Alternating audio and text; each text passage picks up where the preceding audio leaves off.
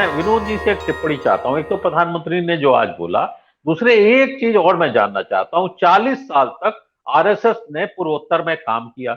हमारे आपके भी श्रद्धेय कई लोगों ने काम किया, भूजा भेली खा के वहां काम किया। क्या काम किया, इस पे भी आपकी टिप्पणी चाहूंगा। आज प्रधानमंत्री ने जो कहा उस पे जी। देखिए, आरएसएस ने तो आप सही कह रहे हैं, पिछले 40 साल से पूर्वोत्तर में काम करना शुरू किया था। और क्या काम किया वो तो आप सामने देख ही रहे हैं। मणिपुर में जिस तरह से निशाना बनाया गया चर्चेस को, पूरा तो पूरी लिस्ट, एक केरल के एमपी गए थे, उन्होंने जो है पूरी लिस्ट जो है सार्वजनिक की थी। और पूरी जो ये कुकी वर्सेस मैती जो लड़ाई जातीय थी, उस लंबे समय से जातीय तनाव का जो मामला था वो एक तरह से सांप्रदायिक तनाव में भी बदल गया। क्योंकि जो वहां का जो कंपोजिशन है उसमें मैती बहुसंख्यक हिंदू हैं और कुकीज बहुसंख्यक ईसाई हैं। तो जिस तरह वो लड़ रहे हैं तो उसमें जातीय संघर्ष तो अपनी जगह है ही, साथ साथ में एक उसका ये भी इनपुट है कि ईसाई और हिंदूज के बीच का मसला भी कई बार सामने आ जाता है, जो लोग बताते हैं। और देखिए, ये मसला जो शुरू हुआ अदालत के, हाई कोर्ट के फैसले के बाद, ये इसकी जड़ें पुरानी हैं। और सरकार, राज्य सरकार और केंद्र सरकार को इसको पहले ही प्रियम्प्ट करना चाहिए था कि भाई इस तरह का फैसला अगर आता है तो हमको क्या तैयारी करनी है। क्योंकि ये मसला ऐसा है कि ये साधारण से समझने वाला नहीं है। कोई तैयारी नहीं की गई। तैयारी क्या है भाई, वो तो जो स्थिति मणिपुर की है, अगर आप वहां के स्थानीय पत्रकारों से बात करिए, वहां के जो है राजनेताओं की आप बात करिए, सुनिए, जो अधिकारी वहां पोस्टेड रहे उनसे आप बात कीजिए, तो वहां तो बंटवारा इस कदर है कि कुकी अधिकारी मैती अधिकारियों पर भरोसा नहीं कर रहे, मैती अधिकारी कुकी पे भरोसा नहीं कर रहे, पुलिस प्रशासन सारा सब कुछ बंटवारे में है। और इसीलिए वहां एक केंद्रीय हस्तक्षेप की बहुत जरूरत है। बार बार ये बात कही जाती रही है कि भाई चूंकि राज्य सरकार अपने आप में एक पार्टी बन गई, मुख्यमंत्री वीरेंद्र सिंह जो है वो मैती समुदाय से आते हैं, वो अपने आप में उनके बारे में जो दूसरे समुदाय है उनको उन पर भरोसा नहीं है। तो जब भरोसे का ये संकट पैदा होता है तो अब केंद्र सरकार हस्तक्षेप करती है और करती रही है। 1993 में नरसिम्हा राव प्रधानमंत्री थे, कुकीज मैथीज के बीच में संघर्ष हुआ। उसके बाद 6-7 दिन बाद कांग्रेस की सरकार थी, दोरेंद्र सिंह वहां चीफ मिनिस्टर थे, सरकार बर्खास्त कर दी गई, राष्ट्रपति शासन लगा दिया गया और उसको मामले को शांत किया गया। 2001 में अटल बिहारी वाजपेयी के समय फिर कुकी मैथीज का ये मसला आया किसी मुद्दे पर और काफी मणिपुर में हिंसा हुई। अटल बिहारी वाजपेयी ने सबसे पहले तो अपील की बतौर प्रधानमंत्री, शांति की। फिर सर्वदलीय बैठक बुलाई उन्होंने, 2 सर्वदलीय बैठक प्रधानमंत्री ने खुद की, उसमें भी अपील की और सबको इन्वॉल्व किया, सारे दलों के नेताओं को, और वहां शांति बहाली हुई। इस बार तो इस तरह का कोई प्रयास नहीं हुआ। ना तो राज्य सरकार को किसी तरह का सख्ती की गई, अब उसको बर्खास्त किया गया, ना अपील की गई। सर्वदलीय बैठक गृह मंत्री जी ने बुलाई जब प्रधानमंत्री जी विदेश में थे, और उसमें आप जानते हैं विपक्षी नेताओं ने भी अपने दूसरे 5 के नेताओं को भेज दिया। कोई वरिष्ठ नेता उसमें गया नहीं, इनको लगा कि प्रधानमंत्री जी बुलाएंगे तो हम जाएंगे। तो ऐसे में पहला तो कारण यही होना चाहिए कि भाई एक सरकार जो पूरी तरह से जिसमें भरोसा टूट चुका है उसको आप क्यों चलाए जा रहे हैं। यहां तक बीजेपी के एमपीज और एमएलए ने जब विदेश राज्य मंत्री पर के घर पर हमला होता है, जलाया जाता है, उन्होंने आके कहा कि भाई भरोसा टूट गया है सरकार पे, सरकार को बर्खास्त कर दिया। तो अब फिर भी बचाए रखा गया, कोई चर्चा नहीं। प्रधानमंत्री जी की तरफ से कोई टिप्पणी, लोग बार बार कहते रहे कि एक शब्द बोल रहे, एक उनको अपील करनी चाहिए, कुछ बोलना चाहिए, नहीं बोले, आज बोले। अब बात मैं इस घटना की करता हूँ। ये घटना तो बेहद शर्मनाक, दर्दनाक, और जितनी इसकी निंदा की जाए उसके लिए शब्द किसी के पास नहीं है। और ताहिरा जी ने बहुत विस्तार से उस बारे में कहा है। और घटना भी 4 मई की है।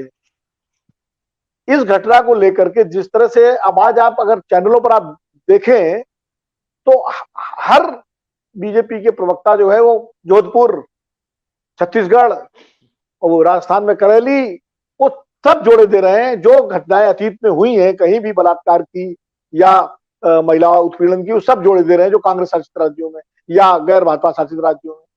अरे भाई, वो तो उनकी निंदा पूरा देश करता है, सारी चीजें हैं, लेकिन हर घटना का एक ग्रेविटी होती है। मैं ये नहीं कह रहा हूं कि कोई बलात्कार कम है, कोई छोटा है, परिस्थिति अलग अलग होती है।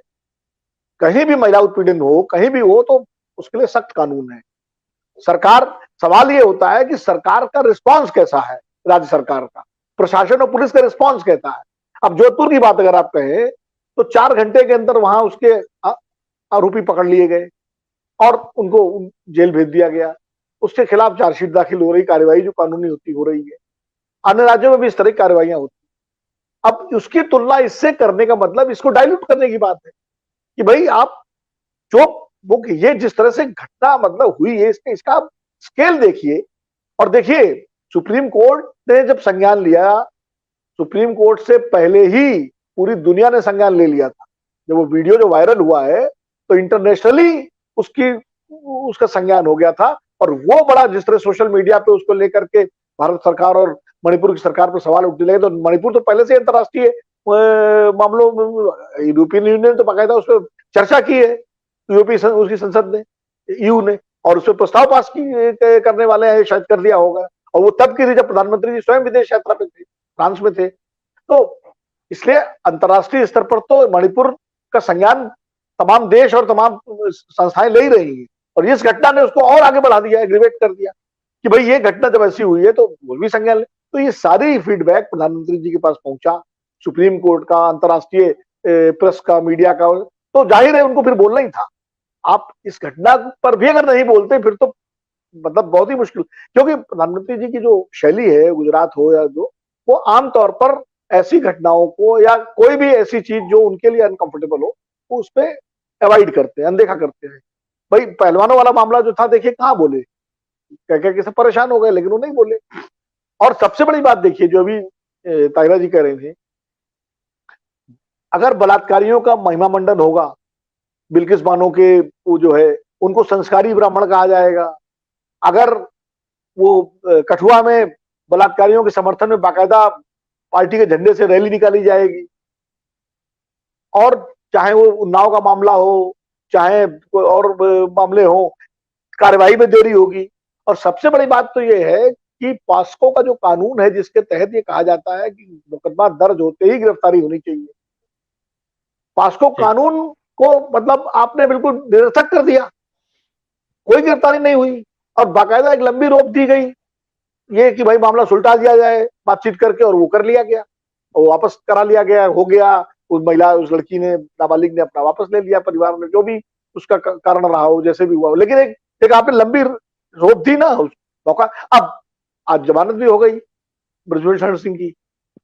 तो ये जब इस तरह से चीजें होंगी तो जाहिर है, जब सुनील शुक्ला जी कह रहे थे, अब ताहिरा जी कह रहे थे, फिर तो जो इस तरह के तत्व हैं जिनके, और वैसे भी आज भी राजनीतिक दलों में और समाज में जो सामंतवादी और पुरुषवादी मानसिकता है, उसमें ये होता है कि सबसे पहले महिला को अपमानित करो।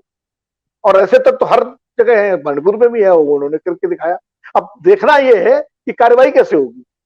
एक कथित उग्रवादी संगठन का नेता खुलेआम इंटरव्यू दे रहा है कि हमने अपने लोगों से कह दिया कि हथियार लेकर के बिल्कुल अपनी सुरक्षा में डट जाओ, और फिर हमने जो है हमले किए, और हमने को स्वीकार कर रहा है, वो खुला घूम रहा है। भाई उसको कोई खिलाफ कार्रवाई हो सकती है क्या उसके खिलाफ? अब एक नेता ने तो खुलेआम बयान दिया कि साहब हमसे मदद मांगी गई थी 2017 में चुनाव में। आप देखिए, वो उग्रवादी संगठन के नुमाइंदे हैं वहां पर।